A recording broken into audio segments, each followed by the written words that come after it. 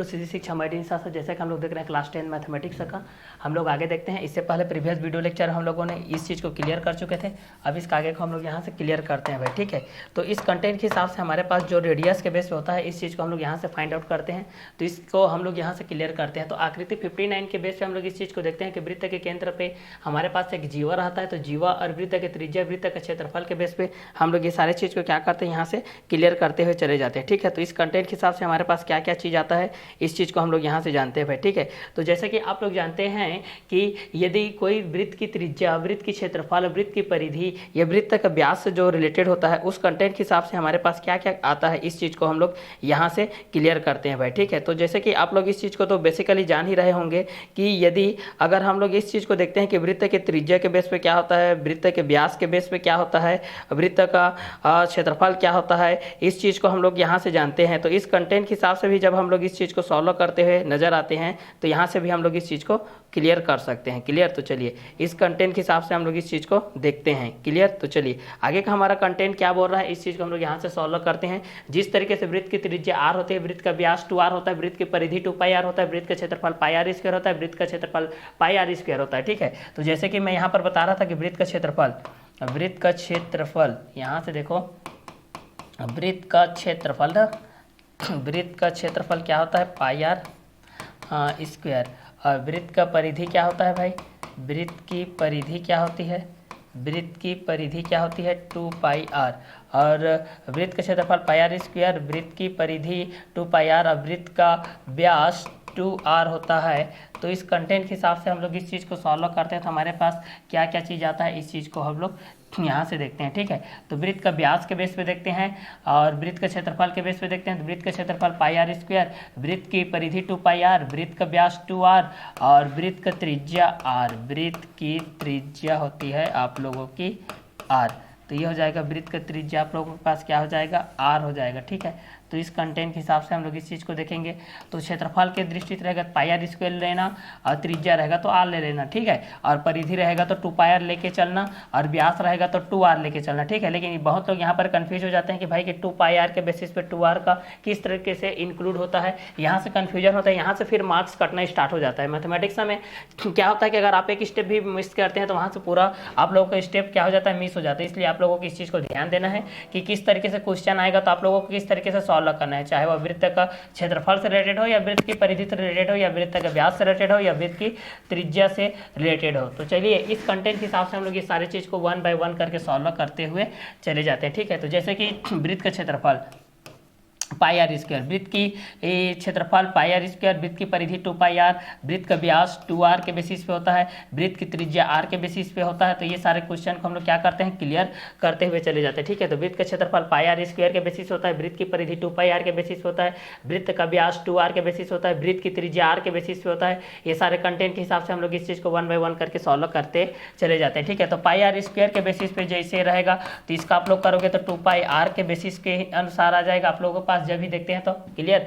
तो इस कंटेंट के हिसाब से जब हम लोग इस चीज को देखेंगे तो वृत्त का क्षेत्रफल πr स्क्वायर के बेसिस पे हो जाएगा, वृत्त की परिधि 2πr के बेसिस हो जाएगा, वृत्त का व्यास 2r के बेसिस हो जाएगा, वृत्त की त्रिज्या r के बेसिस पे हो जाएगा, क्लियर। तो चलिए अब इस चीज को हम लोग यहाँ से सॉल्व करते हैं। जैसे कि आप लोगों का चाप खंड के अनुसार जो चीज देखते थे हम लोग, एक लघु वृत्त खंड, एक दीर्घ वृत्त खंड होता था, लघु चाप, दीर्घ चाप होता था, उसी कंटेंट के हिसाब से हम लोग इस चीज को देखते हैं, क्लियर। तो उस कंटेंट के हिसाब से जब हम लोग इस चीज को सॉल्व करते हैं तो हमारे पास क्या क्या चीज सामने आती है। तो यहाँ पर एक चीज आती है कि जैसे कि हमारे पास जो पाइथागोरस प्रमेय होता था, हमारे पास क्या होता था, जो पाइथागोरस प्रमेय होता था भाई, पाइथागोरस प्रमेय क्या होता है इस तरीके से, ये कर्ण होता है, कर्ण का वर्ग होता है, और मान लेते हैं कि थीटा ये है तो इसका सामने वाला ये क्या होता है, लंब होता है, और ये क्या होता है, आधार होता है, ठीक है। तो पाइथागोरस प्रमेय क्या बोलता है हम लोगों को,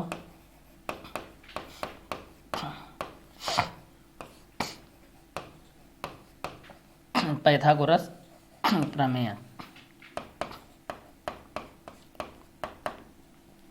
कर्ण का वर्ग बराबर लंब का वर्ग प्लस आधार का वर्ग, ये फर्स्ट होता है।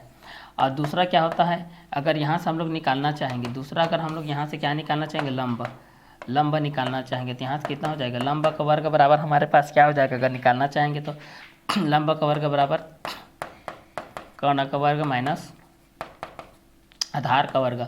तीसरा, अगर हम लोग यहाँ से अगर आधार निकालना चाहेंगे तो आधार का वर्ग बराबर क्या होता है भाई, आधार का वर्ग बराबर क्या हो जाएगा, कर्ण का वर्ग माइनस क्या हो जाएगा, लंब का वर्ग, ये हो जाएगा। ठीक है, तो इस कंटेंट के हिसाब से हम लोग इस चीज़ को सॉल्व करते हैं, इस कंटेंट के हिसाब से हम लोग इस चीज़ को सॉल्व करते हैं, इस कंटेंट के हिसाब से हम लोग इस चीज़ को सॉल्व करते हैं। तो यहाँ पर देखते हैं कर्ण के बेस पे देखते हैं, यहाँ पर लंब के बेस पे देखते हैं, यहाँ पर आधार के बेस पे हम लोग इस चीज़ को देखते हैं। ठीक है, तो कर्ण का वर्ग बराबर लंब का वर्ग प्लस आधार का वर्ग, लंब का वर्ग बराबर कर्ण का वर्ग माइनस आधार का वर्ग, आधार का वर्ग बराबर कर्ण का वर्ग माइनस लंब का वर्ग के बेसिस पे हमारे पास ये चीज़ होता है। ठीक है, तो कर्ण का वर्ग बराबर हो जाएगा लंब का वर्ग प्लस आधार का वर्ग, कर्ण का वर्ग बराबर कर्ण का वर्ग माइनस आधार का वर्ग हो जाएगा, आधार का वर्ग बराबर कर्ण का वर्ग माइनस लंब का वर्ग के बेसिस पे हो जाएगा। तो इस कंटेंट को हम लोग इस चीज़ के अनुसार से देखते हैं।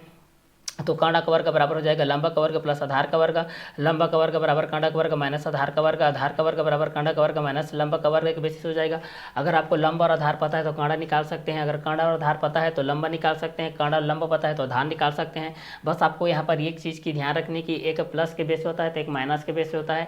ठीक है, तो जिस तरीके से आप लोगों का प्लस जो रहता है वो कन्वर्ट किस में होता है, माइनस में कन्वर्ट होता है, माइनस किस में कन्वर्ट होता है, प्लस में कन्वर्ट होता है, मल्टीप्लाई डिवाइड में कन्वर्ट होता है, और डिवाइड किस में कन्वर्ट होता है, तो ये आप लोगों का मल्टीप्लाई में कन्वर्ट होता है। तो इस तरीके से हम लोग यहाँ से देख सकते हैं, प्लस माइनस में जाता है, माइनस प्लस में जाता है, मल्टीप्लाई डिवाइड में जाता है, डिवाइड मल्टीप्लाई में जाता है। तो प्लस माइनस में जाता है, माइनस प्लस में जाता है, मल्टीप्लाई डिवाइड में जाता है, डिवाइड मल्टीप्लाई में जाता है, डिवाइड मल्टीप्लाई में जाता है, मल्टीप्लाई डिवाइड में जाता है, प्लस माइनस में जाता है, माइनस प्लस में जाता है। तो ये प्लस आपका माइनस में गया, माइनस आपका प्लस में गया, मल्टीप्लाई आपका डिवाइड में गया, और डिवाइड आपका किस में जाएगा, मल्टीप्लाई में जाएगा। तो प्लस के माध्यम से माइनस का खेल होता है, माइनस के माध्यम से प्लस का, मल्टीप्लाई का, डिवाइड का, डिवाइड का, मल्टीप्लाई का। तो प्लस माइनस माइनस प्लस के माध्यम से हम लोग इस चीज़ को देखते हैं। जिस तरीके से कर्ण का वर्ग बराबर लंब का वर्ग प्लस आधार का वर्ग, अगर लंब का वर्ग बराबर कर्ण का वर्ग माइनस आधार का वर्ग, आधार का वर्ग बराबर क्या होता है, कर्ण का वर्ग माइनस लंब का वर्ग के बेसिस होता है। तो इस कंटेंट के हिसाब से जब हम लोग इस चीज़ को सॉल्व करते हुए चले जाते हैं तो हमारे पास क्या क्या चीज़ आता है। यदि कर्ण के माध्यम से रहेगा तो लंब और आधार को लाएंगे, और अगर लंब और आधार रहेगा तो कर्ण और आधार को लाएंगे, अगर आधार रहेगा तो कर्ण और लंब को लाएंगे। ठीक है, तो एक प्लस के बेसिस पे हो जाएगा, तो एक माइनस के बेसिस हो जाएगा, एक मल्टीप्लाई के बेसिस हो जाएगा, तो एक डिवाइड के बेसिस हो जाएगा। तो प्लस का माइनस के साथ होता है, माइनस का प्लस के साथ होता है। ठीक है, तो कर्ण का वर्ग बराबर क्या हो जाएगा, लंब का वर्ग प्लस आधार का वर्ग हो जाएगा, लंब का वर्ग बराबर क्या हो जाएगा, कर्ण का वर्ग माइनस आधार का वर्ग हो जाएगा, आधार का वर्ग बराबर क्या हो जाएगा, कर्ण का वर्ग माइनस लंब का वर्ग हो जाएगा। तो आकृति 59 के अनुसार ओ वृत्त के केंद्र है, पी क्यू एक जीवा है, यदि P R Q equal to 50 degree हो जाएगा तो ओ पी क्यू का वैल्यू यहाँ से फाइंड आउट कीजिए। ठीक है, तो इस कंटेंट के हिसाब से हमारे पास ये चीज़ होता है कि यदि आकृति 59 में ओ वृत्त के केंद्र है, पी क्यू एक जीवा है, यदि पी आर क्यू 50 डिग्री के बेस पे है तो ओ पी क्यू का वैल्यू यहाँ से हमको क्या करना है, फाइंड आउट करना है। तो जैसे कि लंब का वर्ग बराबर क्या होता है, हमारे पास कर्ण का वर्ग माइनस आधार का वर्ग होता है, आधार का वर्ग बराबर क्या होता है, कर्ण का वर्ग माइनस लंब का वर्ग होता है, कर्ण का वर्ग बराबर लंब का वर्ग प्लस आधार का वर्ग होता है, प्लस माइनस में कन्वर्ट होता है, माइनस प्लस में कन्वर्ट होता है, मल्टीप्लाई डिवाइड में जाता है, डिवाइड मल्टीप्लाई में जाता है, प्लस माइनस में जाता है, माइनस प्लस में जाता है, मल्टीप्लाई डिवाइड में जाता है, डिवाइड मल्टीप्लाई में जाता है। तो इस कंटेंट के हिसाब से भी हम लोग इस चीज़ को क्या कर सकते हैं, सॉल्व कर सकते हैं। तो यहाँ पर जितने भी ज्यामितीय बेस जितने भी क्वेश्चन रहेंगे, इस क्वेश्चन में आप लोग यहाँ से थोड़ा सा ध्यान दे करके चलना है। ठीक है, नहीं तो यहाँ से भूल जाओगे भाई कि किस बेसिस पे इस चीज़ को सॉल्व करना है, कहाँ से आया है, कब आया है, क्यों आया है, किसके बेसिस पे आया है, इस चीज़ को आप लोग। ठीक है, तो चलिए इस क्वेश्चन के आकृति 59 के बेस पे हमारे पास ये चीज़ दिया गया है, आकृति 59 के बेस पे हमारे पास ये चीज़ दिया है, आकृति 59 के बेस पे। ठीक है, चलिए इस चीज़ को हम लोग यहाँ से सॉल्व करते हैं।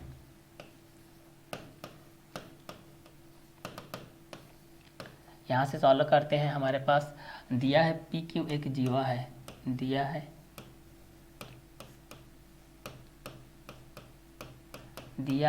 पी क्यू एक जीवा है, एक जीवा है, दिया है पी क्यू एक जीवा है, और एक और दिया गया है angle P R Q, angle P R Q equal to कितना दिया गया, 50 डिग्री, 50 डिग्री हो तो ओ पी क्यू वैल्यू ज्ञात करना है, ओ केंद्र है ना। और दूसरा चीज़ ये दिया गया है कि वृत्त का केंद्र ओ है, वृत्त का केंद्र ओ है, ये चीज़ दिया गया है। तो एक वृत्त का केंद्र ओ है, एक जीवा के बेस पे है। ठीक है, जिस तरीके से हम लोग ये कंटेंट के हिसाब से एक चीज़ जानते हैं कि इस तरीके से होता है हमारे पास, ये आप लोगों का केंद्र है। ठीक है, ये क्या हो गया, आप लोगों का केंद्र के बेसिस पे हो गया, इसको मान लेते हैं केंद्र, इसको क्या मान लेते हैं, केंद्र मान लेते हैं, ठीक है। अब केंद्र से परिधि को मिलाने वाली कोई रेखा होती है, जैसे कि यही रेखा है मान लेते हैं, ये आप लोग क्या होती है, त्रिज्या होती है, ये त्रिज्या होती है। अब वृत्त के अंतर्गत सभी त्रिज्याएं क्या होती है, एक समान। वृत्त केंद्र से खींची गई वृत्त के अंदर की त्रिज्याएं वृत्त के द्वारा खींची गई त्रिज्याएं आपस में, वृत्त के केंद्र द्वारा खींची गई त्रिज्याएं वृत्त के केंद्र से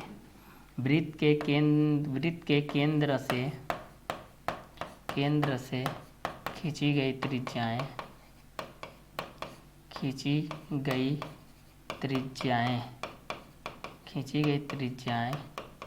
आपस में बराबर होती है,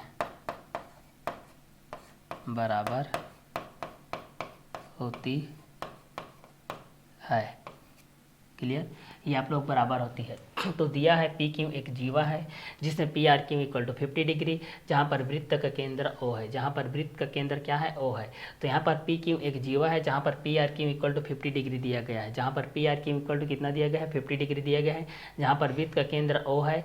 और यहाँ पर पी क्यू एक जीवा के माध्यम से जहाँ पर P R Q equal to 50 degree दिया है केंद्र ओ है, ठीक है। अब केंद्र से परिधि को मिलाने वाली जो बिंदु होती है, केंद्र से परिधि को जो मिलाने वाली बिंदु होती है आपकी भाई, ये जो आपकी परिधि है, यहाँ से इस चीज़ को समझ लीजिए। जो परिधि होती है आप लोगों की क्या होती है, जो परिधि होती है, ठीक है, यहाँ पर 2 पाई आर के बेसिस पे होती है। अब यहाँ पर क्या होता है, जो केंद्र से परिधि पर खींची गई, केंद्र से परिधि को मिलाने वाली रेखा,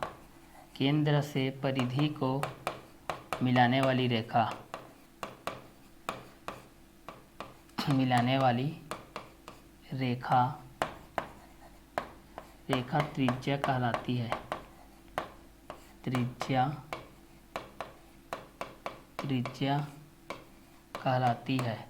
केंद्र से परिधि को मिलाने वाली रेखा क्या कहलाती है, त्रिज्या कहलाती है। केंद्र से खींची गई सभी त्रिज्याएं, केंद्र से खींची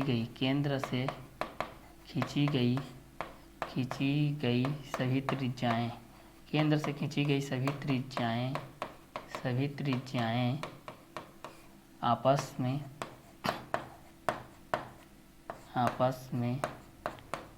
बराबर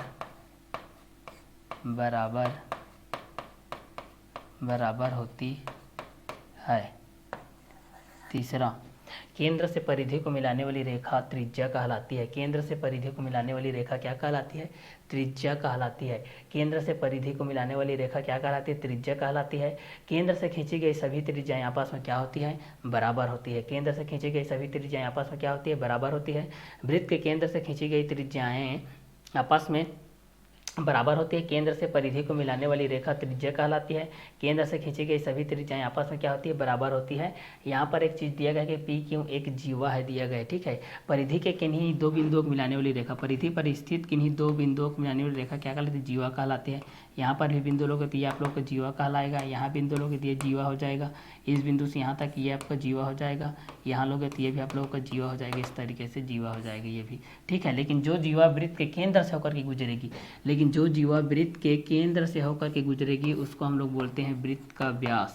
उसको क्या बोलते हैं, वृत्त का व्यास। अब वृत्त की सबसे बड़ी जीवा क्या होती है, व्यास ही होती है। वृत्त की सबसे बड़ी जीवा क्या कहलाती है, व्यास कहलाती है। वृत्त की सबसे बड़ी जीवा क्या कहलाती है, तो व्यास कहलाती है भाई। वृत्त की सबसे बड़ी जीवा क्या कहलाती है, तो व्यास कहलाती है। तो वृत्त का व्यास के अंतर्गत हम लोग इस चीज़ को देखते हैं, 2r के बेसिस होता है। अब वृत्त का सबसे बड़ा जीवा, वृत्त का सबसे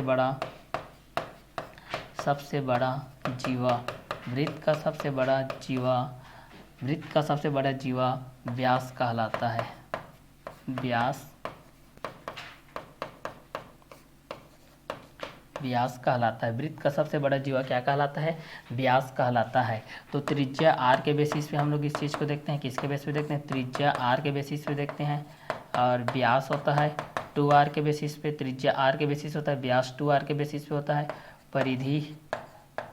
परिधि देखते हैं तो परिधि क्या होता है, 2 पाई r के बेसिस पे होता है। क्षेत्रफल के लिए देखते हैं तो ये क्षेत्रफल क्या होता है, पाई r स्क्वायर के बेसिस पे होता है, पाई r स्क्वायर के बेसिस होता है, ठीक है।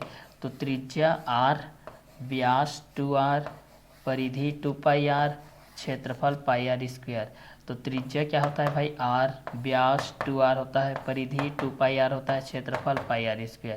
ठीक है, तो त्रिज्या के बेस हम लोग इस चीज़ को देखेंगे तो r हो जाएगा, व्यास को देखेंगे तो 2r हो जाएगा, परिधि को देखेंगे तो 2πr हो जाएगा और क्षेत्रफल को देखेंगे तो πr² हो जाएगा। ठीक है, तो एक r के बेसिस पे होगा, एक 2r के बेसिस पे, एक 2πr के बेसिस पे, एक 2πr² के बेसिस हो जाएगा। तो त्रिज्या r के माध्यम से हम लोग इस चीज़ को देख सकते हैं, व्यास 2r के माध्यम से देख सकते हैं, परिधि 2πr के माध्यम से देख सकते हैं, क्षेत्रफल πr² के माध्यम से देख रहे हैं। तो वृत्त के केंद्र से खींची गई त्रिज्याएं आपस में बराबर होती है। वृत्त का सबसे बड़ा जीवा व्यास कहलाता है, त्रिज्या r के बेसिस पे होता है, व्यास 2r के बेसिस होता है, परिधि 2πr के बेसिस होता है, क्षेत्रफल आप लोगों का πr² के बेसिस पे होता है। तो इसके हिसाब से हम लोग जब इस चीज़ को देखते हैं तो पी क्यू एक जीवा है जहाँ पर PRQ इक्वल टू 50 डिग्री होता है। वृत्त का केंद्र O के बेसिस पे है।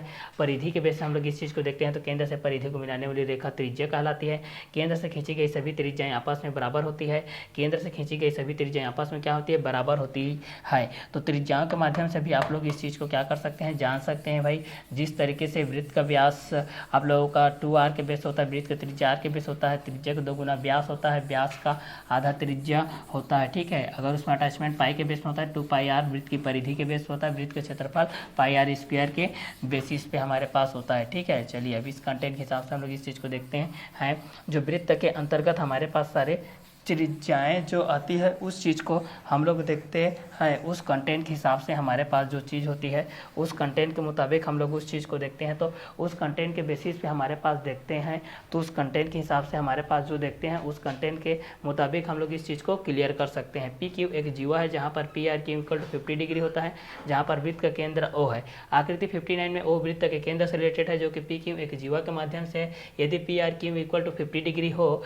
तो वो PQ के बेस से जब हम लोग इस चीज़ को देखते हैं तो हमारे पास क्या क्या कंटेंट के मुताबिक आता है ये चीज़ को हम लोग यहाँ से देखते हुए चले जाते हैं भाई। ठीक है, तो जिस तरीके से हमारे पास वो वृत्त के केंद्र से रिलेटेड होता है, PQ एक जीवा से रिलेटेड होता है। यदि PRQ इक्वल टू 50 डिग्री के माध्यम से होता है तो OPQ के वैल्यू हम लोग यहाँ से जब ज्ञात करते हैं तो उस कंटेंट के हिसाब से हमारे पास क्या क्या चीज़ आती है ये सारी चीज़ को हम लोग यहाँ से देखते हुए चले जाते हैं। जिस तरीके से वृत्त का व्यास हमारे पास होता है 2r के बेस पे, वृत्त का त्रिज्या r के बेसिस पे होता है, तो उसी कंटेंट के हिसाब से हम लोग जब उस चीज़ को देखते हैं तो हमारे पास क्या क्या बेसिस पे क्या क्या क्वेश्चन के अंतर्गत आते हैं ये सारी चीज़ को हम लोग यहाँ से सॉल्व कर सकते हैं भाई। ठीक है, तो इस कंटेंट के हिसाब से जब हम लोग इस चीज़ को देखते हैं तो हमारे पास क्या क्या चीज़ आता है, उस बेसिस पे हमारे पास किस कंटेंट के हिसाब से आएगा वो सारे क्वेश्चन के अकॉर्डिंग में हम लोग उस चीज़ को क्या कर सकते हैं, सॉल्व कर सकते हैं। तो यदि हम लोग इस चीज़ को देखते हैं PQ एक जीवा के माध्यम से जहाँ पर PRQ इक्वल टू 50 डिग्री है, जहाँ पर वृत्त का केंद्र O है, तब यहाँ पर हमारे पास एक थर्ड कंटेंट के हिसाब से हमारे पास ये चीज़ दिया गया है कि थर्ड कंटेंट के हिसाब से हमारे पास ये चीज़ दिया गया है भाई। देखिए थर्ड में हमारे पास ये चीज़ दिया गया है, एंगल PRQ इक्वल टू यहाँ पर दिया गया है 50 डिग्री के माध्यम से। कितने एंगल के माध्यम से दिया गया है, 50 डिग्री के माध्यम से दिया गया है। और चौथा में हमको ज्ञात करना है भाई, चौथा में हमको क्या ज्ञात करना है, यहाँ से हमको ज्ञात करना है यहाँ से हमको ज्ञात करना है एंगल OPQ का वैल्यू हमको यहाँ से क्या करना है, ज्ञात करना है भाई। तो ये किस कंटेंट के हिसाब से होगा इस चीज़ को हम लोग जानते हैं। तो यहाँ से मैं एक चीज़ बताया हूँ कि जिस तरीके से त्रिज्या का 2 गुना क्या होता है, व्यास होता है, व्यास का आधा क्या होता है, त्रिज्या होता है। तो उसी कंटेंट के हिसाब से हम लोग इस चीज़ को देखेंगे। जैसे कि आपके लोगों के पास जो त्रिभुज के बेसिस पे होता है, आप लोग जब त्रिभुज का जो करते हैं वहाँ पर कंटेंट के हिसाब से होता है ना, त्रिभुज के बेसिस पे जब हम लोग इस चीज़ को देखते हैं, देखिए किस कंटेंट के हिसाब से जब हम लोग इस त्रिभुज को हम लोग इस माध्यम से देखते हैं। जैसे कि यहाँ से हम लोग देखते हैं, मान लेते हैं कि त्रिभुज के बेसिस हमारे पास क्या चीज़ दिया गया है। अगर त्रिभुज के अकॉर्डिंग हमारे पास ये चीज़ दिया गया है, देखिए इस तरीके से, ठीक है। और यहाँ पर इस कंटेंट में मतलब ये क्या है कि ये दोनों भुज आपस में क्या है, बराबर होती है। अब ये केंद्र के बेस पे है, ठीक है, ये केंद्र के बेसिस पे है। ये आपका अर्धवृत्त हो गया, ये आधा हाफ हो गया, इसका अर्धवृत्त हो जाएगा। तो यहाँ पर O के बेस पे हो जाएगा, तो यहाँ पर कितना हो जाएगा, PQR, ठीक है। क्या ये कितना हो जाएगी, हाफ के बेसिस पे हो जाएगा, PQR 1, PQR के बेस पे हमारे पास ये आप लोग कितना हो जाएगा, 2 OQR इक्वल टू कितना हो जाएगा, PQR/2 हो जाएगी ये, ठीक है। ये आप लोगों का 2 × 2 के बेस हो जाएगा, तो ये मल्टीप्लाई होगा तो इधर आ जाएगा। इस कंटेंट की चीज़ का 2 गुना के बेस पे होता है, ठीक है। तो इस कंटेंट के हिसाब से भी आप लोग इस चीज़ को क्या कर सकते हैं, सॉल्व कर सकते हो। जैसे कि हमारे पास 3 चीज़ें होती है ना, एक आप लोगों का जो भुजा का आधार पे होता है, तो जब भुजा के आधार पे हम लोग किसी चीज़ को सॉल्व करते हैं तो एक हमारा समबाहु के बेस पे होता है, एक हमारे पास समबाहु के बेस पे होता है, और दूसरा एक समद्विबाहु के बेस पे होता है, और तीसरा होता है भाई मोस्ट इम्पॉर्टेंट विषमबाहु। तीसरा होता है हमारे पास विषमबाहु। तो समबाहु के बेस पे हम लोग इस चीज़ को सॉल्व करते हैं, एक को समद्विबाहु, एक को विषमबाहु, ठीक है। तो समबाहु त्रिभुज के बेस पे हम लोग एक चीज़ को सॉल्व करते हैं तो हमारे पास क्या आता है, इस चीज़ को देखते हैं, और एक को समद्विबाहु के बेस पे करते हैं, एक को विषमबाहु त्रिभुज के बेस पे करते हैं। तो समबाहु त्रिभुज के बेस पे हम लोग जब इस चीज़ को करेंगे तो हमारे पास क्या आ जाएगा, एक समद्विबाहु त्रिभुज के बेस पे करेंगे तो क्या आ जाएगा, और एक को हम लोग विषमबाहु त्रिभुज के बेस में करेंगे तो हमारे पास क्या आ जाएगा, समबाहु। तो समबाहु यहाँ पर इस चीज़ को देखते हैं, एक सम हो जाएगा और ये कितना हो जाएगा, बाहु। एक सम होता है, एक बाहु होता है, ठीक है। इसको हम लोग क्या बोलते हैं, समबाहु बोलते हैं। इसको क्या बोलते हैं हम लोग, समबाहु बोलते हैं। एक सम होता है, एक बाहु होता है, इसको हम लोग क्या बोलते हैं, समबाहु त्रिभुज बोलते हैं। क्या त्रिभुज बोलते हैं, समबाहु त्रिभुज हम लोग इस चीज़ को बोलते हैं, ठीक है। तो सम मीन्स क्या होता है, तो सम मीन्स समान होता है भाई, सम मीन्स क्या होता है, समान होता है। और बाहु मीन्स क्या होता है, तो बाहु मीन्स आप लोगों का क्या हो जाएगा, भुजा हो जाएगा। तो बाहु मीन्स कितना हो जाएगा, भुजा हो जाएगा। तो सम मीन्स समान होता है, बाहु मीन्स क्या होता है, भुजा होता है भाई, ठीक है। तो जिसकी सभी भुजाएं आपस में क्या होती है, बराबर होती है। जिसकी तीनों भुजाएं, मतलब त्रिभुज है तो जिसकी तीनों भुजाएं आपस में क्या होती है, बराबर। जिसकी तीनों भुजाएं आपस में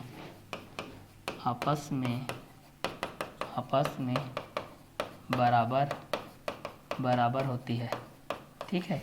जिसकी तीनों भुजाएं आपस में क्या होती है, बराबर होती है। जिसकी तीनों भुजाएं आपस में क्या होती है, बराबर होती है, समबाहु त्रिभुज कहलाती है। समबाहु त्रिभुज कहलाती है। जिसकी तीनों भुजाएं आपस में क्या होती है, बराबर होती है, वो क्या कहलाती है, समबाहु त्रिभुज कहलाती है, ठीक है। और एक और होता है हमारे पास, समद्विबाहु के बेस पे होता है। एक और हमारे पास क्या होता है, समद्विबाहु के बेस पे होता है। तो इस चीज़ को हम लोग यहाँ से देखते हैं, तो इस कंटेंट के हिसाब से हम लोग इस चीज़ को देखेंगे तो हमारे पास क्या क्या चीज़ आएगा, इस चीज़ को हम लोग यहाँ से देख सकते हैं। तो जैसे कि हम लोग एक चीज़ को देख सकते हैं कि यहाँ पर हमारे पास समबाहु के बेस पे आया, तो एक सम मीन्स समान होता है, बाहु मीन्स क्या होता है, भुजा होता है। तो इस कंटेंट के हिसाब से जब हम लोग इस चीज़ को देखते हैं तो हमारे पास क्या क्या चीज़ हो जाता है, इस कंटेंट के मुताबिक हम लोग इस चीज़ को सॉल्व करते हुए देखते हैं, ठीक है। तो चलिए इस कंटेंट के हिसाब से जब हम लोग इस चीज़ को सॉल्व करते हैं तो हमारे पास क्या क्या चीज़ होता है, इस चीज़ को वो देखते जाते हैं, ठीक है। तो चलिए इस कंटेंट के हिसाब से हम लोग इस चीज़ को सॉल्व करते हैं। तो यहाँ पर क्या क्या कंटेंट आएगा, इस चीज़ को हम लोग यहाँ से सॉल्व करते हैं। जिस तरीके से यहाँ पर सम मीन्स क्या होता है, समान, बाहु मीन्स क्या होता है, भुजा। जिसकी तीनों भुजाएं आपस में क्या होती है, बराबर होती है, समबाहु त्रिभुज कहलाती है, समद्विबाहु त्रिभुज, ठीक है। तो सम मीन्स होता है समान, बाहु मीन्स होता है भुजा। जिसकी तीनों भुजाएं आपस में क्या होती है, बराबर होती है, समबाहु त्रिभुज कहलाती है। और हम लोग यहाँ से समद्विबाहु त्रिभुज के बेस पे हम लोग इस चीज़ को देखते हैं तो हमारे पास क्या होता है, सम होता है, प्लस होता है, द्वि होता है, प्लस क्या होता है, बाहु होता है, ठीक है। तो सम मीन्स हमारे पास क्या होता है, समान होता है, और द्वि मीन्स क्या होता है, तो द्वि मीन्स हमारे पास दो होता है, और बाहु मीन्स क्या होता है, तो बाहु मीन्स हमारे पास क्या होता है, भुजा होता है। तो समान, जिसकी दो भुजाएं आपस में क्या हो, बराबर हो भाई। जिसकी दो भुजाएं आपस में क्या हो, बराबर हो। जिसकी दो भुजाएं आपस में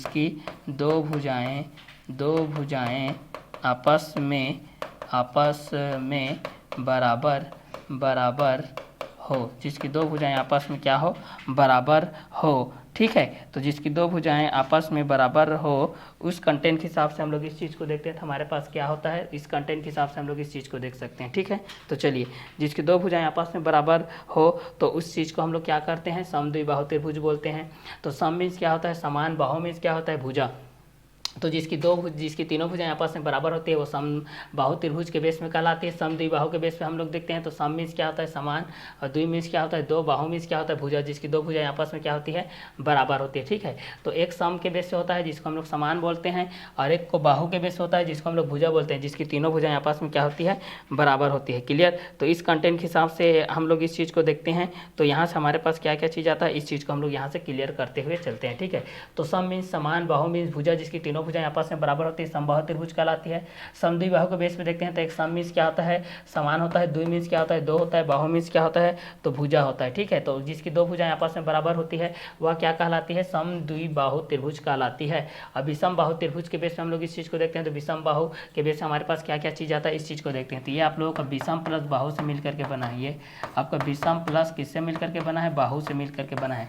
तो विषम मीन्स होता है आप लोगों का असमान, और बाहु मीन्स होता है तो आप लोगों का भुजा। जिसकी असमान भुजा होती है, जिसकी क्या होती है, असमान भुजाएं, मतलब जिसकी तीनों भुजाएं असमान हो, जिसकी तीनों भुजाएं, जिसकी तीनों भुजाएं, जिसकी तीनों भुजाएं असमान हो, असमान हो, जिसकी तीनों भुजाएं क्या हो, असमान हो। तो समबाहु के लिए हम लोग इस चीज़ को देखते हैं, सम मीन्स समान होता है, बाहु मीन्स भुजा होता है, जिसकी तीनों भुजाएं आपस में बराबर होती है, सम द्विबाहु। सम मीन्स समान, द्वि मीन्स दो, बाहु मीन्स भुजा, जिसकी दो भुजाएं आपस में बराबर हो। विषम बाहु त्रिभुज, विषम बाहु त्रिभुज के लिए देखते हैं, विषम मीन्स असमान होता है, बाहु मीन्स भुजा होता है, जिसकी तीनों भुजाएं क्या हो, असमान हो, ये विषम बाहु त्रिभुज के अंतर्गत आता है। तो जिस तरीके से हम लोग समबाहु के बेस पे देखते हैं भाई कि समबाहु के लिए हमारे पास क्या क्या कंटेंट होता है, वो किस बेसिस पे आता है, इस चीज़ को हम लोग यहाँ पर देखते हैं। तो नाम से स्पष्ट है कि समबाहु, नाम से आप लोगों को स्पष्ट है कि सम और बाहु के बेस पे हम लोग इस चीज़ को देखते हैं। तो हमारे पास क्या हो जाएगा, सम बाहु के बेसिस पे हम लोग इस चीज़ को देखेंगे, तो हमारे पास क्या क्या कंटेंट के हिसाब से क्या क्या चीज़ आएगा, इस चीज़ को हम लोग यहाँ से देख सकते हैं। तो सम बाहु के बेसिस पे अगर हम लोग इस चीज़ को देखते हैं तो हमारे पास क्या आएगा, इस कंटेंट के मुताबिक हम लोग इस चीज़ को जान सकते हैं भाई, ठीक है। तो इस कंटेंट के हिसाब से अगर हम लोग इस चीज़ को जानेंगे तो हमारे पास क्या क्या आएगा, इस चीज़ को हम लोग यहाँ से सॉल्व कर सकते हैं, ठीक है। तो जैसे कि हमारे पास ये चीज़ दिया गया है, सम बाहु के बेस पे दिया गया है, किसके बेस पे दिया गया है, समबाहु के बेस पे हमारे पास ये चीज़ दिया गया है भाई, किसके बेसिस पे दिया गया है, तो समबाहु के बेसिस पे हमारे पास ये चीज़ दिया गया है, ठीक है। ये आप लोगों का समबाहु हो गया और ये क्या हो गया, त्रिभुज हो गया, ठीक है। ये आप लोगों के समबाहु त्रिभुज के बेसिस पे हो गया, ये आप लोगों के किसके बेसिस पे हो गया, समबाहु त्रिभुज के बेसिस पे हो गया। तो इस कंटेंट के हिसाब से हम लोग इस चीज़ को देखते हैं क्या क्या आता है, ठीक है। तो समबाहु त्रिभुज के बेसिस हमारे पास ये आ गया कि ये तीन वर्डों से दो वर्डों से मिल करके बना है, एक सम से और दूसरा बाहु से, एक सम से और दूसरा बाहु से मिल करके बना है, एक सम से और दूसरा बाहु से मिल करके बना है, ठीक है। तो एक सम से मिलकर बना है, दूसरा बाहु से मिलकर बना है, तो ये क्या हो जाएगा, समबाहु त्रिभुज हो जाएगा, क्लियर। तो एक को हम लोग सम के बेसिस पे देखते हैं, एक को हम लोग त्रिभुज के बेसिस पे देखते हैं। तो हमारे पास क्या हो जाएगा, यहाँ पर ये दो वर्डों से मिल करके बना है, एक है हमारे पास सम और दूसरा है हमारे पास बाहु, एक है सम और दूसरा है बाहु, और तीसरा कंटेंट हमारे पास क्या है, वो है हमारे पास त्रिभुज, तीसरा क्या है वो हमारे पास, वो है त्रिभुज। तो ये हो जाएगा सम, ये हो जाएगा बाहु, ये हो जाएगा त्रिभुज, ये हो जाएगा सम, ये हो जाएगा बाहु, ये हो जाएगा त्रिभुज, ठीक है। एक सम हो जाएगा, एक बाहु हो जाएगा, एक त्रिभुज हो जाएगा, ठीक है। तो सम मीन्स क्या होता है, तो सम मीन्स होता है समान होता है भाई, इस चीज़ को तो आप लोग जानते हैं। बाहु मीन्स क्या होता है, तो बाहु मीन्स आपका भुजा होता है भाई, इस चीज़ को भी आप लोग जानते हैं। त्रिभुज मीन्स क्या होता है भाई, तो ये आप लोगों की तीन भुजाएं होती है, ये कितनी भुजाएं होती है, तो ये आप लोगों की तीन भुजाएं होती है, ये कितनी भुजाएं होती है, तो ये आप लोगों की तीन भुजाएं होती है। और बाहु मीन्स क्या होता है, तो केवल भुजा होता है, और सम मीन्स क्या होता है, तो समान होता है। तो जिसकी तीनों भुजाएं आपस में क्या होती है, समान होती है, जिसकी तीनों भुजाएं आपस में क्या होती है भाई, समान होती है, ठीक है। तो जिसकी तीनों भुजाएं आपस में क्या होगी, समान होगी, ठीक है। तो डेफिनेशन के बेस पे हम लोग इस चीज़ को कर सकते हैं, जिसकी तीनों भुजाएं, जिसकी तीनों भुजाएं, जिसकी तीनों भुजाएं भुजाएं आपस में क्या होती है, बराबर होती है, आपस में बराबर होती है, जिसकी तीनों भुजाएं आपस में बराबर होती है, समबाहु त्रिभुज कहलाती है, समबाहु त्रिभुज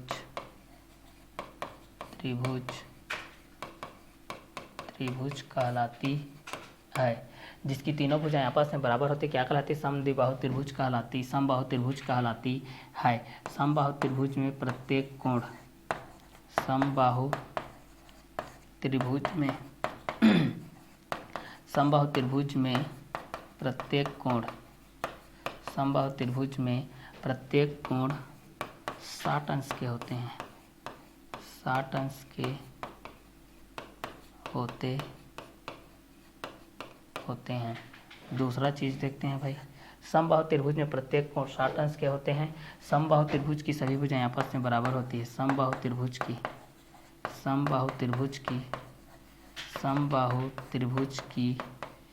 प्रत्येक भुजा, समबाहु त्रिभुज की प्रत्येक भुजा आपस में बराबर होती है, आपस में बराबर होती है। ठीक है। तो यहाँ पर हम लोग सम मीन्स समान होता है, बाहु मीन्स भुजा होता है, त्रिभुज मीन्स तीन भुजाएं होती है।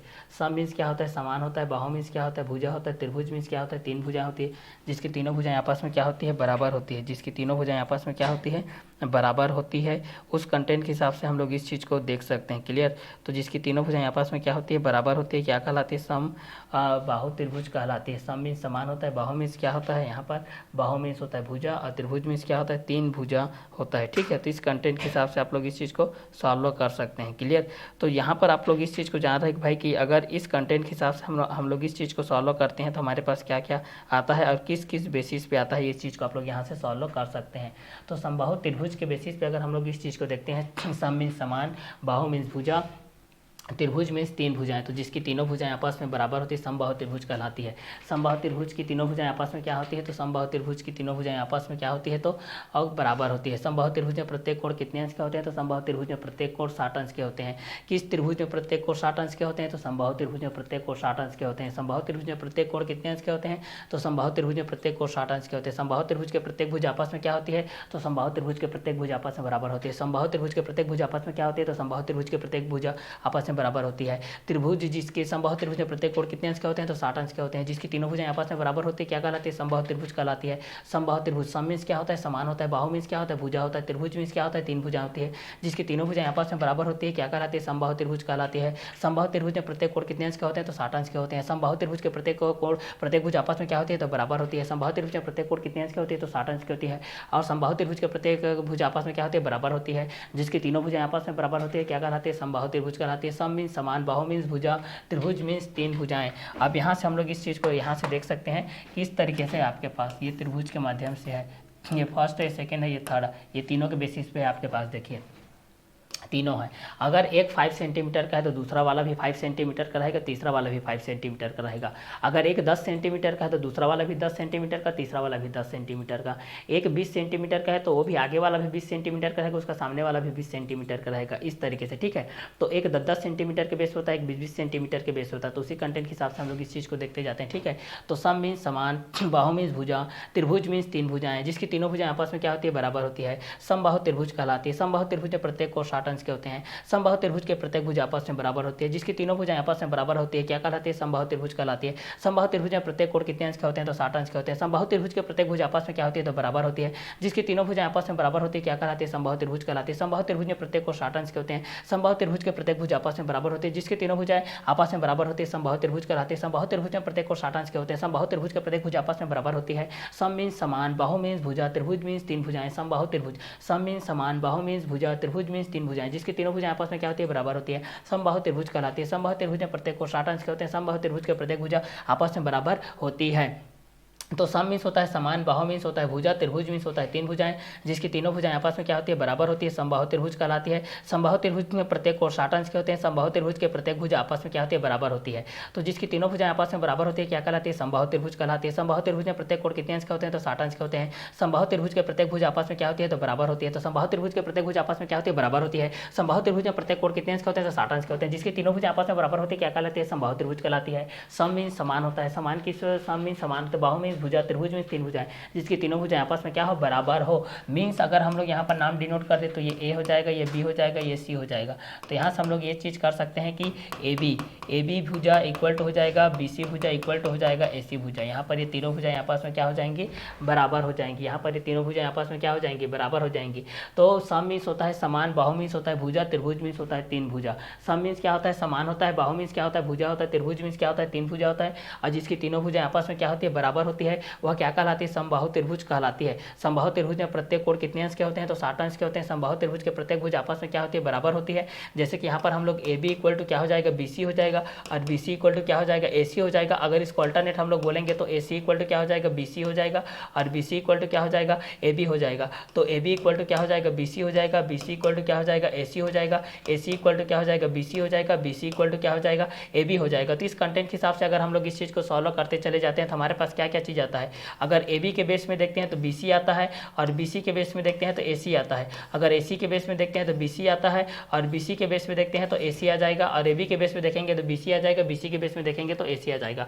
और प्रत्येक कोण कितने कितने अंश के होते हैं, तो प्रत्येक कोण 60 अंश के होते हैं, क्योंकि यहाँ पर त्रिभुज के तीनों अंतः कोणों का योग कितने अंश का होता है, 180 अंश का होता है। ठीक है, तो इसमें प्रत्येक कोण कितने अंश के हो जाएंगे, 60 अंश के हो जाएंगे। तो समबाहु त्रिभुज के बेस पे हम लोग इस चीज़ को देख लिए कि सम मीन्स समान होता है, बाहु मीन्स भुजा होता है, त्रिभुज मीन्स तीन भुजाएं होती है, तो जिसकी तीनों भुजाएं आपस में क्या होती है, बराबर होती है, समबाहु त्रिभुज कहलाती है।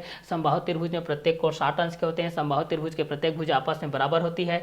जैसे कि यहाँ पर AB इक्वल टू BC है, BC इक्वल टू AC है, तो AB के बराबर हम लोग BC को कर लेंगे, BC के बराबर क्या को कर लेंगे, AC को कर लेंगे, तो AB इक्वल टू BC हो जाएगा और BC इक्वल टू AC हो जाएगा। क्लियर। तो इसमें तीनों भुजाएं आपस में क्या होती है, बराबर होती है, तो जिसकी तीनों भुजाएं आपस में बराबर होती है क्या कहलाती है, तो समबाहु त्रिभुज कहलाती है। समबाहु त्रिभुज में प्रत्येक कोण कितने अंश के होते हैं, तो समबाहु त्रिभुज में प्रत्येक कोण 60 अंश के होते हैं। किस त्रिभुज में प्रत्येक कोण 60 अंश के होते हैं, तो समबाहु त्रिभुज में प्रत्येक कोण 60 अंश के होते हैं। समबाहु त्रिभुज के प्रत्येक भुजा आपस में क्या होती है, तो समबाहु त्रिभुज के प्रत्येक भुजा आपस में बराबर होती है, जिसकी तीनों भुजाएं आपस में बराबर होती है क्या कहलाती है, तो समबाहु त्रिभुज कहलाती है। समबाहु त्रिभुज में प्रत्येक कोण कितने अंश के होते हैं, तो 60 अंश के होते हैं। समबाहु त्रिभुज के प्रत्येक भुजा आपस में क्या होती है, तो बराबर होती है। समबाहु त्रिभुज किसको कहते हैं, तो जिसकी तीनों भुजाएं आपस में बराबर होती है। सम मीन्स समान होता है, बाहु मीन्स भुजा होता है, त्रिभुज मीन्स तीन भुजाएं होती है, जिसकी तीनों भुजाएं आपस में क्या होती है, बराबर होती है, समबाहु त्रिभुज कहलाती है। समबाहु त्रिभुज में प्रत्येक कोण कितने अंश के होते हैं, तो 60 अंश के होते हैं। समबाहु त्रिभुज के प्रत्येक भुजा आपस में क्या होती है, तो बराबर होती है, जिसकी तीनों भुजाएं आपस में क्या होती है, बराबर होती है, समबाहु त्रिभुज कहलाती है। समबाहु त्रिभुज में प्रत्येक कोण कितने अंश के होते हैं, तो 60 अंश के होते हैं। समबाहु त्रिभुज के प्रत्येक भुजा आपस में क्या होती है, तो बराबर होती है, जिसकी तीनों भुजाएं आपस में बराबर होती है क्या कहलाती है, समबाहु त्रिभुज कहलाती है। समबाहु त्रिभुज में प्रत्येक कोण कितने अंश के होते हैं, तो 60 अंश के होते हैं। समबाहु त्रिभुज के प्रत्येक भुजा आपस में क्या होती है, तो बराबर होती है। समबाहु त्रिभुज के प्रत्येक भुजा आपस में क्या होती है, तो बराबर होती है। किस त्रिभुज की भुजाएं सभी बराबर होती है, तो समबाहु त्रिभुज के प्रत्येक भुजा आपस में बराबर होती है। समबाहु त्रिभुज में प्रत्येक कोण कितने अंश के होते हैं, तो 60 अंश के होते हैं, जिसकी तीनों भुजाएं आपस में बराबर होती है क्या कहलाती है, समबाहु त्रिभुज कहलाती है। सम मीन्स क्या होता है, समान होता है, बाहु मीन्स क्या होता है, भुजा होता है, त्रिभुज मीन्स क्या होता है, तीन भुजा होते हैं, तो जिसकी तीनों भुजाएं आपस में क्या होती है, बराबर होती है, समबाहु त्रिभुज कहलाती है। समबाहु त्रिभुज का प्रत्येक कोण कितने अंश का होता है, तो 60 अंश का होता है, जिसकी तीनों भुजाएं आपस में बराबर होती है क्या कहलाता है, समबाहु त्रिभुज कहलाती है। समबाहु त्रिभुज में प्रत्येक भुजा आपस में क्या होती है, तो बराबर होती है। और इस कंटेंट के हिसाब से जो आप लोगों का 60 डिग्री के बेस पे है, यहाँ पर 60 60 60 के माध्यम से हो जाएगा। क्लियर। जिस तरीके से हम लोग ये त्रिभुज के बेस हम लोग ये चीज़ देखे थे, एक हम लोग किसके बेस पे देखे थे, P के बेस पे देखे थे, Q के बेस पे, एक R के बेस पे। हमारे पास ये P के बेसिस पे था, ये Q के बेसिस पे था, ये किसके बेसिस पे था, R के बेसिस पे था। इसको हम लोग शीर्षक के माध्यम से देखे थे, ये आप लोगों का शीर्षक के माध्यम में था, ये भी आप लोगों के शीर्षक के माध्यम में था, और ये भी आप लोगों के किसके माध्यम में था, शीर्षक के माध्यम में था। ठीक है। और इस चीज़ को जब हम दोनों को मिला दिए थे तो हमारे पास ये क्या बन गया था, PQ बन गया था। और जब हम इन दोनों को मिला दिए थे तो ये क्या बन गया था, QR बन गया था। और जब हम लोग इन दोनों को मिला दिए थे तो यहाँ पर क्या बन गया था, ये आप लोगों का PR बन गया था। ठीक है।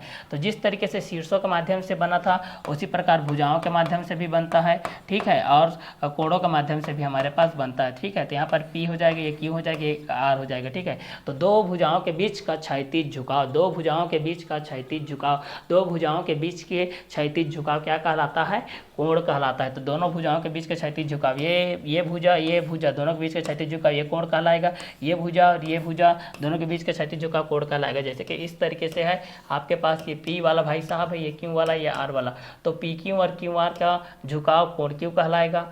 और यहाँ पर देखिए ये आपका PQ और QR का झुकाव है, और ये किसका है, QR और PR का झुकाव है, और ये किसका है, ये आपका PQ और PR का झुकाव है। तो ये क्या कहलाएगा, एंगल P कहलाएगी, ये एंगल R कहलाएगा, एंगल Q कहलाएगा। ठीक है। तो एंगल P के बेस पे होता है, एंगल Q के बेस पे होता है, एंगल R के बेस पे होता है।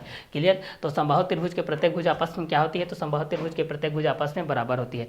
किस त्रिभुज की सभी भुजाएं आपस में बराबर होती है, तो समबाहु त्रिभुज की सभी भुजाएं आपस में बराबर। किस त्रिभुज की प्रत्येक कोण 60 अंश की होती है, तो समबाहु त्रिभुज के प्रत्येक कोण कितने अंश की होती है, 60 अंश की होती है। समबाहु त्रिभुज के प्रत्येक कोण कितने अंश की होती है, तो 60 अंश की होती है। किस त्रिभुज की प्रत्येक कोण 60 अंश की होती है, तो समबाहु त्रिभुज की प्रत्येक कोण 60 अंश की होती है। समबाहु त्रिभुज की प्रत्येक भुजा आपस में क्या होती है, तो समबाहु त्रिभुज के प्रत्येक भुजा आपस में बराबर होती है। तो सम मीन्स क्या होता है, समान होता है, बाहु मीन्स क्या होता है, तो भुजा होता है, त्रिभुज मीन्स क्या होता है, तो तीन भुजा होती है, जिसके तीनों भुजा आपस में बराबर होती है क्या कहलाता है, समबाहु त्रिभुज कहलाता है। समबाहु त्रिभुज में प्रत्येक कोण कितने अंश के होते हैं, तो 60 अंश के होते हैं। समबाहु त्रिभुज के प्रत्येक भुजा आपस में क्या होती है, तो बराबर होती है, तो जिसकी तीनों भुजा आपस में बराबर होती है क्या कहलाती है, समबाहु त्रिभुज कहलाती है। किस त्रिभुज की सभी भुजाएं आपस में बराबर होती है, तो समबाहु त्रिभुज की सभी भुजाएं आपस में बराबर होती है। किस त्रिभुज की ये तीनों भुजाएं आपस में बराबर होती है, तो समबाहु त्रिभुज की तीनों भुजाएं आपस में बराबर होती है। समबाहु त्रिभुज में प्रत्येक कोण कितने अंश का होता है, तो समबाहु त्रिभुज में प्रत्येक कोण 60 अंश का होता है। समबाहु त्रिभुज के प्रत्येक भुजा आपस में क्या होती है, तो समबाहु त्रिभुज के प्रत्येक भुजा आपस में क्या होती है, बराबर होती है। समबाहु त्रिभुज, सम मीन्स क्या होता है, समान होता है, बाहु मीन्स क्या होता है, तो भुजा होता है, त्रिभुज मीन्स क्या होता है, तो तीन भुजा होता है, जिसकी तीन भुजाएं आपस में क्या होती है, बराबर होती है, क्या कहलाती है, समबाहु त्रिभुज कहलाती है। समबाहु त्रिभुज में प्रत्येक कोण कितने अंश के होते हैं, तो 60 अंश के होते हैं। समबाहु त्रिभुज के प्रत्येक भुजा आपस में क्या होती है, तो बराबर होती है। जिस तरीके से हम लोग AB के माध्यम से देखते हैं, BC के माध्यम से देखते हैं, उसी कंटेंट के हिसाब से हम लोग इस चीज़ को आगे देखते जाते हैं। तो हमारे पास क्या क्या चीज़ आता है, इस चीज़ को देखते हैं। जैसे कि PQ यहाँ से मिल गया भाई, PQ जब यहाँ से मिल जा रहा है, PQ जब QR से मिल जा रहा है, तो यहाँ पर क्षैतिज झुकाव हो रहा है एंगल Q के माध्यम से, और जब PR मिलता है QR के माध्यम से, तो एंगल R के माध्यम से यहाँ पर क्षैतिज झुकाव होता है। क्लियर, तो समबाहु त्रिभुज के माध्यम से तो है। अब जो विषमबाहु त्रिभुज के माध्यम से जब हम लोग इस चीज़ को देखते हैं, किसके, जब समद्विबाहु के माध्यम से हम लोग इस चीज़ को देखते हैं। ठीक है, जो सेकेंड कंटेंट के हिसाब से हमारे पास जो आता है वो क्या होता है, समद्विबाहु के बेस पे होता है।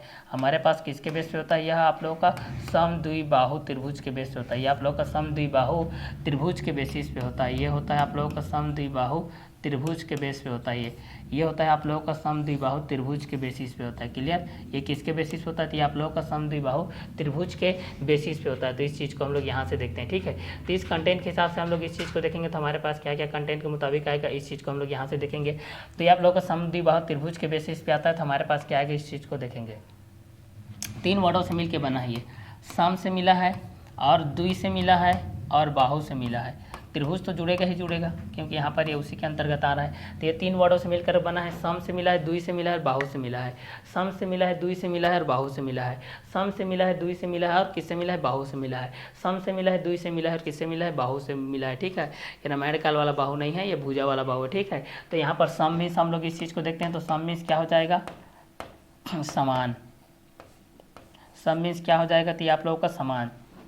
द्वि मीन्स क्या हो जाएगा, तो द्वि मीन्स हो जाएगा दो। ठीक है, और बाहु मीन्स क्या हो जाएगा, तो बाहु मीन्स हमारे पास हो जाएगा ये आप लोगों का भुजा। बाहु मीन्स क्या हो जाएगा, तो ये आप लोगों का भुजा हो जाएगा। तो सम मीन्स समान हो जाएगा, और द्वि मीन्स क्या हो जाएगा, दो हो जाएगा। बाहु मीन्स क्या हो जाएगा, भुजा हो जाएगा। तो सम मीन्स क्या हो जाएगा, समान हो जाएगा। द्वि मीन्स क्या हो जाएगा, दो हो जाएगा। बाहु मीन्स क्या हो जाएगा, भुजा हो जाएगा। तो सम मीन्स क्या हो जाएगा, समान हो जाएगा। द्वि मीन्स क्या हो जाएगा, दो हो जाएगा। बाहु मीन्स क्या हो जाएगा, भुजा हो जाएगा।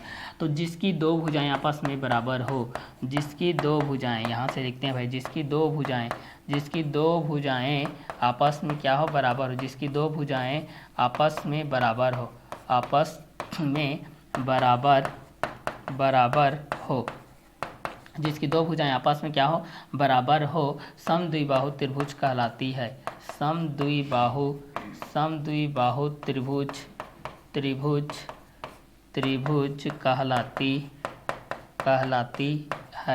कहलाती है। जिसकी दो भुजाएं आपस में बराबर हो क्या कहलाती है, समद्विबाहु त्रिभुज कहलाती है। तो यहाँ पर हम लोग इस चीज़ को देखते हैं कि सम के बेसिस पे हम लोग इस चीज़ को देखते हैं। तो सम के बेसिस पे हमारे पास क्या आता है, जैसे कि सम और सम, जैसे कि गणित में मैथ्स में आप लोग ये पढ़ते हो ना, इसी मैथमेटिक्स में सम संख्या पढ़ते हो। सम संख्या, तो सम मीन्स क्या होता है, समान होता है ना। द्वि पढ़ते हो, संस्कृत में पढ़ते हो ना, उसी कारण द्वि संस्कृत अर्थ है, तो यहाँ पर कितना हो जाएगा, द्वि, दो होता है भाई। और बाहु मीन्स क्या होता है भाई, बाहु मीन्स होता है आपका भुजा। बाहु मीन्स क्या होता है, तो यहाँ पर होता है आप लोगों का भुजा। तो सम मीन्स समान, द्वि मीन्स दो। जिसकी दो भुजा आपस में क्या हो, समान हो। जिसकी दो भुजा आपस में क्या हो भाई, समान हो। जिसकी कितनी भुजा आपस में समान हो, दो भुजा। तो जिसकी दो भुजा आपस में क्या हो, समान हो। जिसकी दो भुजा जिसकी दो भुजा आपस में समान हो, जिसकी दो भुजा आपस में क्या हो, समान हो, समद्विबाहु त्रिभुज कहलाती है। समद्विबाहु त्रिभुज कहलाती है। क्या कहलाती है, समद्विबाहु त्रिभुज कहलाती है। समद्विबाहु त्रिभुज कहलाती है। जिसकी दो भुजाएं आपस में क्या होती है, बराबर होती है। जिसकी दो भुजा आपस में समान हो, समद्विबाहु त्रिभुज कहलाती है। जिसकी दो भुजा आपस में समान हो, समद्विबाहु त्रिभुज कहलाती है। किसकी दो भुजा आपस में बराबर होती है, तो समद्विबाहु त्रिभुज की दो भुजा आपस में बराबर होती है। समद्विबाहु त्रिभुज की दो भुजा आपस में क्या होती है, तो ये आप लोगों की बराबर होती है भाई। ठीक है, तो समद्विबाहु त्रिभुज की कितने भुजाएं आपस में बराबर होती है, समद्विबाहु त्रिभुज की दो भुजाएं आपस में बराबर होती है। क्योंकि सम मीन्स हम लोग इस चीज़ को पढ़ लिए हैं कि सम मीन्स क्या होता है भाई, समान होता है। और यहाँ से द्वि मीन्स, यहाँ से हम लोग क्या पढ़ लिए, द्वि मीन्स। ठीक है, द्वि मीन्स क्या पढ़ लिए हमारे पास, यहाँ पर द्वि मीन्स होता है दो, और यहाँ पर बाहु, समद्विबाहु और बाहु मीन्स क्या होता है, तो बाहु मीन्स यहाँ पर होता है हमारे पास भुजा होता है। क्या होता है, तो भुजा होता है। ठीक है, तो सम मीन्स समान, द्वि मीन्स दो, बाहु मीन्स भुजा, जिसकी दो भुजाएं आपस में क्या होती है, बराबर होती है। जिसकी दो भुजाएं आपस में क्या होती है, बराबर होती है, वह क्या कहलाती है, समद्विबाहु त्रिभुज कहलाती है। वह क्या कहलाती है, समद्विबाहु त्रिभुज कहलाती है। तो समद्विबाहु त्रिभुज के बेस से हम लोग इस चीज़ को देखते हैं। सम मीन्स समान होता है, द्वि मीन्स दो होता है, बाहु मीन्स भुजा होता है। सम मीन्स सम संख्या के बेस होता है, द्वि मीन्स दो होता है, बाहु मीन्स भुजा होता है। तो जिसकी दो भुजाएं आपस में क्या होती है, बराबर होती है, समद्विबाहु त्रिभुज कहलाती है। समद्विबाहु त्रिभुज में कितनी भुजाएं आपस में बराबर होती है, तो समद्विबाहु त्रिभुज में दो भुजाएं आपस में क्या होती है, बराबर होती है। तो समद्विबाहु त्रिभुज में कितनी भुजाएं आपस में बराबर होती है, समद्विबाहु त्रिभुज में दो भुजाएं आपस में क्या होती है, बराबर होती है। ठीक है, तो समद्विबाहु त्रिभुज के बेस पे जब हम लोग इस चीज़ को देखते हैं तो समबाहु त्रिभुज की दो भुजाएं आपस में क्या होती है, तो बराबर होती है। समद्विबाहु त्रिभुज की कितनी भुजाएं आपस में बराबर होती है, तो समद्विबाहु त्रिभुज की दो भुजाएं आपस में क्या होती है, बराबर होती है। ठीक है, तो इसके विशेषताएं के बेस पे जब हम लोग इस चीज़ को देखते हैं तो और यहाँ पर क्या होता है, सम के बेस पे होता है, एक द्वि के बेस पे होता है, और एक किसके बेस पे होता है, बाहु के बेस पे होता है। तो इस कंटेंट के हिसाब से हम लोग इस चीज़ को देखते हैं तो हमारे पास क्या क्या चीज़ आता है, इस चीज़ को हम लोग यहाँ से देख सकते हैं। ठीक है, तो समद्विबाहु त्रिभुज, समद्विबाहु त्रिभुज में दो भुजाएं समद्विबाहु त्रिभुज में दो भुजाएं आपस में बराबर होती है। दो भुजाएं आपस में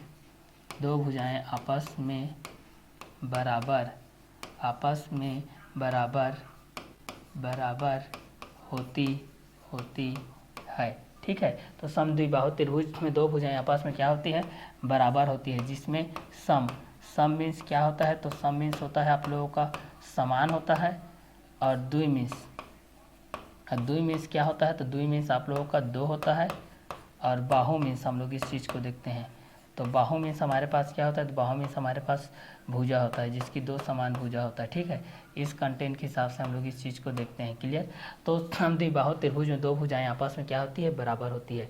समद्विबाहु त्रिभुज में दो भुजाएं आपस में क्या होती है, बराबर होती है। सम मीन्स समान होता है, द्वि मीन्स दो होता है, बाहु मीन्स क्या होता है, भुजा होता है। बाहु मीन्स क्या होता है, तो यहाँ पर हमारे पास भुजा होता है। ठीक है, तो समद्विबाहु त्रिभुज में दो भुजाएं आपस में क्या होती है, बराबर होती है। सम मीन्स समान होता है, द्वि मीन्स दो होता है, बाहु मीन्स क्या होता है, भुजा होता है। तो जिसकी दो भुजाएं आपस में बराबर होती है। ठीक है, जिसकी दो भुजाएं आपस में बराबर होती है। जिसकी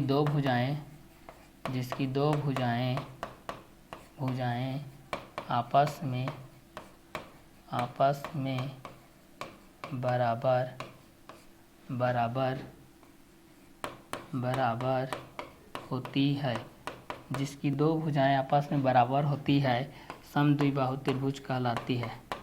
समद्विबाहु त्रिभुज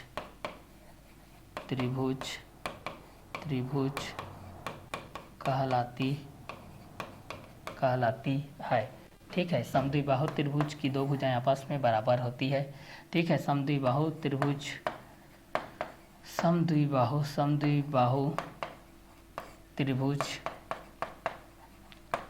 की दो संलग्न भुजाएं बराबर होगी, कि दो संलग्न भुजाएं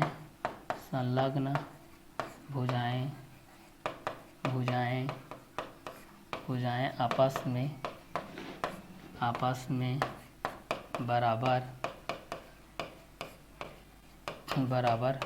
होगी। ठीक है, तो यहाँ पर समद्विबाहु त्रिभुज के बेस पे देखते हैं। सम मीन्स समान होता है, द्वि मीन्स दो होता है, बाहु मीन्स क्या होता है, भुजा होता है। तो जिसकी दो भुजाएं आपस में क्या होती है, बराबर होती है। जैसे कि इस कंटेंट के हिसाब से हम लोग इस चीज़ को देखते हैं। ये है आप लोगों का, ठीक है, ये P है, ये Q है, ये R है, ये भुजा इस भुजा के बराबर है मान लेते हैं। ठीक है, तो यहाँ पर हो जाएगा कि त्रिभुज PQR एक समद्विबाहु त्रिभुज है, एक समद्विबाहु त्रिभुज है, एक समद्विबाहु त्रिभुज है। त्रिभुज PQR एक समद्विबाहु त्रिभुज है, जिसमें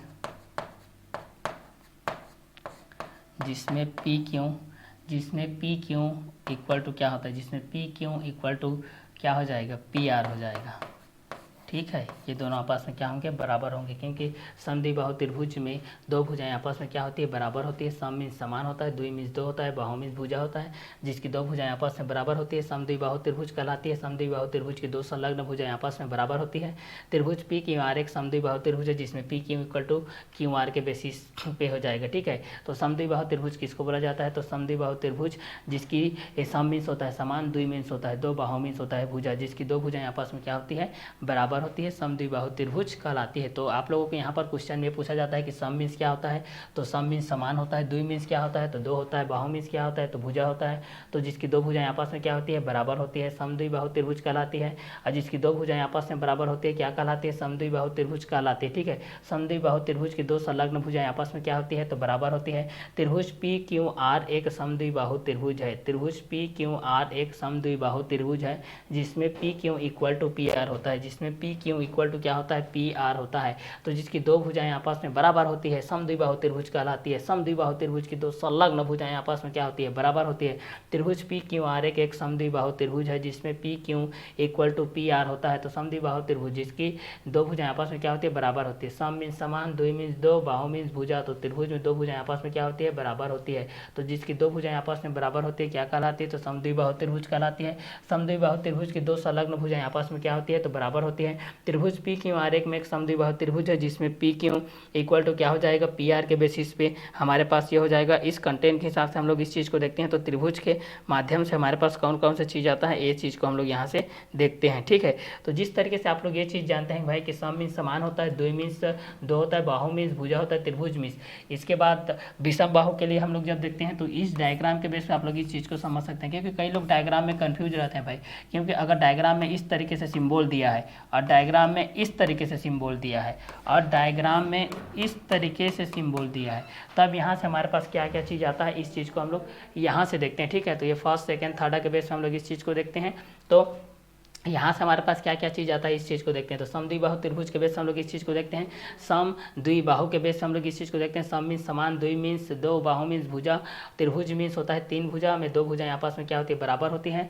तो सम मीन्स समान होता है, द्वि मीन्स दो होता है, बाहु मीन्स भुजा होता है, तो जिसकी दो भुजाएं आपस में बराबर होती है समद्विबाहु त्रिभुज कहलाती है। समद्विबाहु त्रिभुज की दो संलग्न भुजाएं आपस में क्या होती है, बराबर होती है। त्रिभुज पी क्यू आर एक समद्विबाहु त्रिभुज है, जिसमें P Q equal to P R होता है।